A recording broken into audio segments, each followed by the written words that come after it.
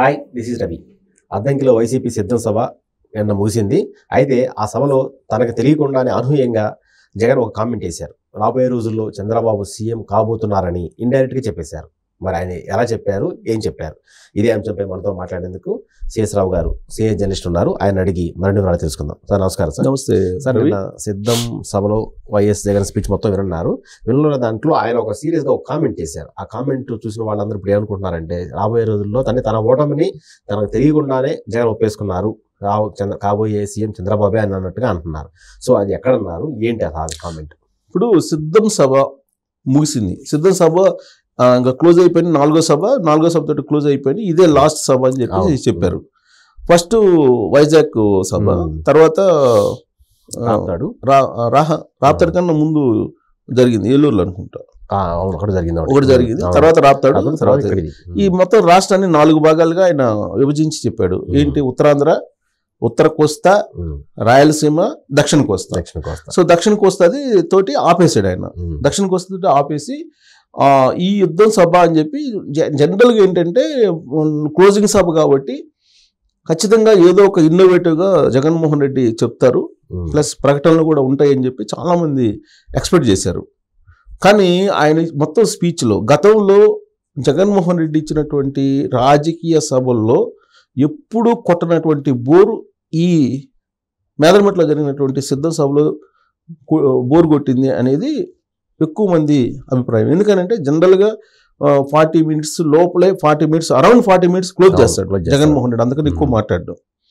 So అందువల్ల జగన్మోహన్ రెడ్డి మాట్లాడే మాటలు కొంత కనెక్ట్ అయ్యేది గతంలో. కానీ ఇప్పుడు చూస్తే కనుక కరెక్ట్గా 1:20 పైన మాట్లాడాడు ఆయన. ఆల్మోస్ట్ గంటన్నర వేసుకో, ఆల్మోస్ట్ గంటన్నర మాట్లాడాడు ఆయన. ఈ గంటన్నరలో కన్నా ముందు ఆయన ఇది ఉంది కదా, క్యాట్ వాక్ లాగా, అదేదో వాక్ ఉంది, దాన్ని ఆయన చేశాడు. కానీ ఈసారి వినూత్నంగా చేశాడు ఆయన గతంలో లాగా వెనక్కి రావటం వాళ్ళు అలా లేకుండా ఈసారి చేశారు, కొంత డిఫరెంట్గా చేశాడు ఈసారి. బట్ ఆయన స్పీచ్ స్టార్ట్ చేసిన తర్వాత చాలా కేవలంగా ఈ సిద్ధ సభ గతం కన్నా కూడా సిద్ధ సభలో తీసుకుంటే 4 సిద్ధ సభలు తీసుకుంటే ఆ సిద్ధ సభల్లో ఆయన ఇచ్చినటువంటి స్పీచ్కి ఇప్పుడు క్లోజింగ్లో ఆయన ఇచ్చినటువంటి సిద్ధంలో ఇచ్చినటువంటి స్పీచ్కి చాలా వేరియేషన్స్ ఉన్నాయి. ఆయన స్పీచ్ మొత్తం గమనిస్తే కనుక కొంత ఎక్కడో నైరాశ్యం కనిపిస్తుంది, ప్లస్ అధైర్యం కనిపిస్తుంది, ప్లస్ ఆయన సెకండ్ థాట్కి వెళ్ళిపోయాడు. ఇంకోటి ఏంటంటే హైలైట్ పాయింట్ ఏంటంటే నేను చెప్తా, బహుశా అందరూ చూసుంటారు, బట్ మనం జర్నలిస్ట్ కాబట్టి కొన్ని పాయింట్స్ని ఎప్పుడు లేనివి కొన్ని వాడాడు జగన్మోహన్ రెడ్డి.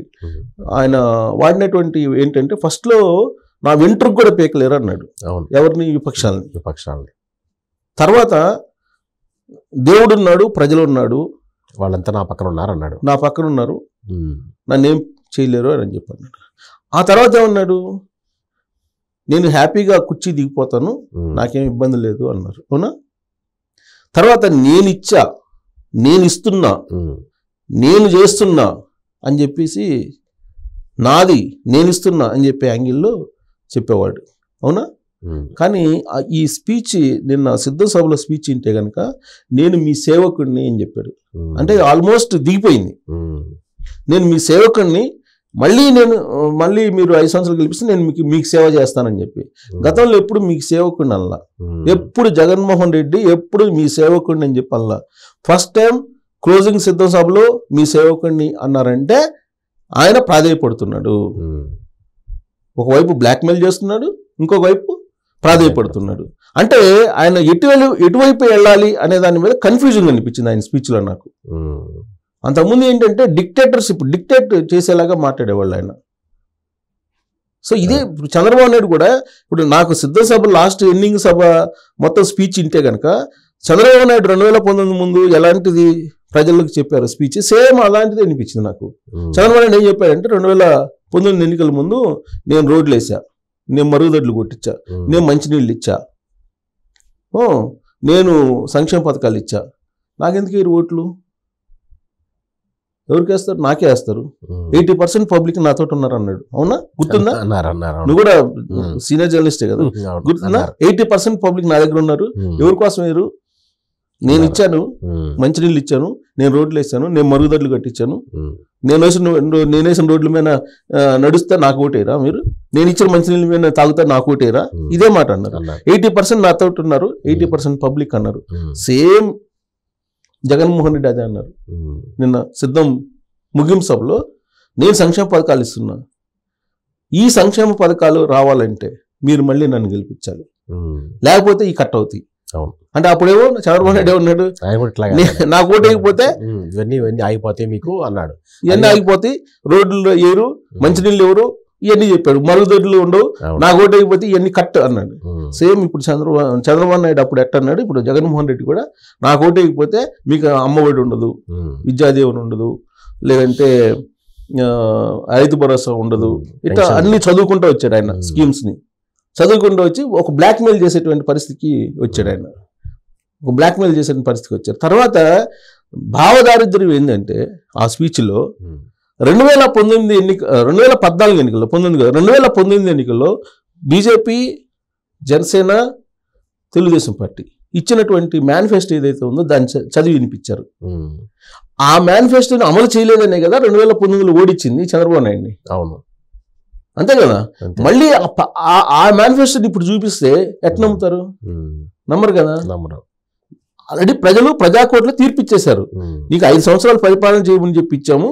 ఆ మేనిఫెస్టోని చూసి రైతు రుణమాఫీ చేస్తాడో రైతు రుణమాఫీ పూర్తిగా చేయలేదు, ఏదైతే హామీలు ఇచ్చారో వాటిని ఫుల్ఫిల్ చేయలేదనే కదా 2019లో ఓడించింది చంద్రబాబు నాయుడిని. అవును. ఇప్పుడు నువ్వు ఎగ్జామ్కి వెళ్తున్నావు, ఎవరు జగన్మోహన్ రెడ్డి ఎగ్జామ్కి వెళ్తున్నాడు, నీ ఎగ్జామ్ గురించి మాట్లాడు, ఆల్రెడీ అయిపోయిన ఎగ్జామ్ గురించి మాట్లాడుతున్నాడు. ఇప్పుడు ఈయన 99% నేను అమలు చేశాను అంటున్నాడు. విచిత్రంగా ఏంటంటే ఆ మొత్తం స్పీచ్లో ఎక్కడ మద్యపాన నిషేధం, ప్రత్యేక హోదా, విశాఖ రైల్వే జోన్ కానీ, విశాఖ ఉక్కు ఫ్యాక్టరీ గురించి కానీ, అమరావతి రాజధాని గురించి కానీ ఎక్కడ మాట్లాడాలి. ఎంత దారుణమైనటువంటి అమాయకత్వాన్ని లేదా ఎంత దారుణమైన అబద్ధాలు చెప్తున్నారంటే, నేను మాట తప్పును, మడమ తిప్పును, విశ్వసనీయత గురించి రాజకీయాలు చేస్తాను అని ఇప్పుడు చెప్తారు.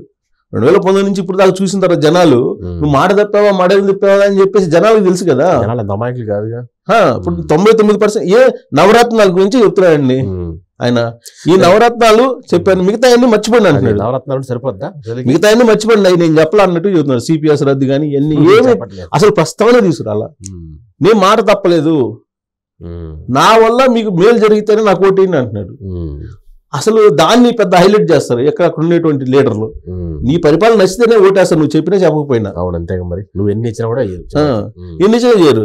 కానీ ఇలాంటి పరిస్థితుల్లో ఇలాంటి స్పీచ్ ఉందంటే నాకు అంటే కొంత ఆశ్చర్యం కలుగుతుంది. సార్ ఇంకోటి ఏంటంటే అసలు ఈ స్పీచ్ మొత్తం విన్న తర్వాత నాకు అర్థమైంది ఏంటంటే చాలా పేవలంగా ఉంది ఒకటి. ఇంకోటి ఏంటంటే ఈసారి నేను సంతోషంగా దిగిపోతానని చెప్పి మొన్న అన్నారు కదా ఇటీవల. ఈసారి ఏమన్నాడు, ఈసారి నాకు మళ్ళీ సీఎం కావాలనే కోరిక ఏం బలంగా ఏం లేదు, నేను చేయాల్సింది చేశాను, నేను దిగిపోమంటే దిగిపోతాను అది అని చెప్తూ చంద్రబాబు నాయుడు అంటే చంద్రబాబు నాయుడు సూపర్ 6 ప్రచారం చేశారు. చంద్రబాబు నాయుడు సూపర్ 6 అనౌన్స్ చేశారు కదా, అవి పబ్లిక్ లోకి వెళ్తాయి అని చెప్పి అనౌన్స్ చేశాడు. అనౌన్స్ చేసేసి వాటి గురించి చెప్పారు, ప్రచారం చేశారు. ఆయన చేశాడు సూపర్ 6 గురించి చెప్పి, ఒకవేళ చంద్రబాబు నాయుడు వస్తే, చంద్రబాబు నాయుడు ఇవన్నీ చెప్పి సీఎం కావాలనుకుంటున్నాడు, వస్తే ఎలా చేస్తారు, ఇవన్నీ సాధ్యమేనా అంటే వస్తే అని ఒప్పుకున్నారు.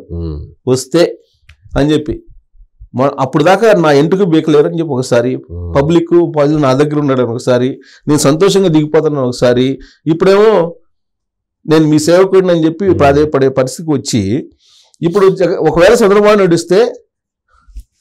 వస్తే నా పథకాలు ఉన్నాయి, వాటికి అదనంగా ఆయన చెప్పి అమలు చేయాలంటే చాలా కావాలి.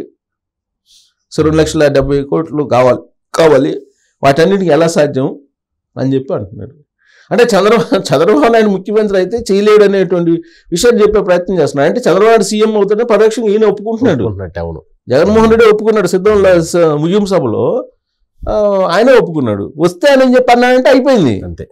ఇప్పుడు మా కేసీఆర్ ఏమన్నాడు, నన్ను గెలిపించకపోతే నేను ఫామ్ హౌస్ లో కూర్చొని రెస్ట్ తీసుకో అన్నారు, రెస్ట్ తీసుకో అంత కూర్చోబెట్టారు. చంద్రబాబు నాయుడు వస్తే అన్నాడు, వస్తే అమలు చేసి చూపిస్తాడు. అంటే వస్తే అంటే ఇండైరెక్ట్ గా తను జగన్మోహన్ రెడ్డి రావట్లేదని చెప్పి ఆయన ఒప్పుకుంటున్నాడు కదా. అంతే కదా. పైగా నేను దిగిపోతాను, నాకేం అభ్యంతరం లేదు అంటున్నాడు. నాకేం దిగిపోతాను అభ్యంతరం లేదు అంటున్నాడు.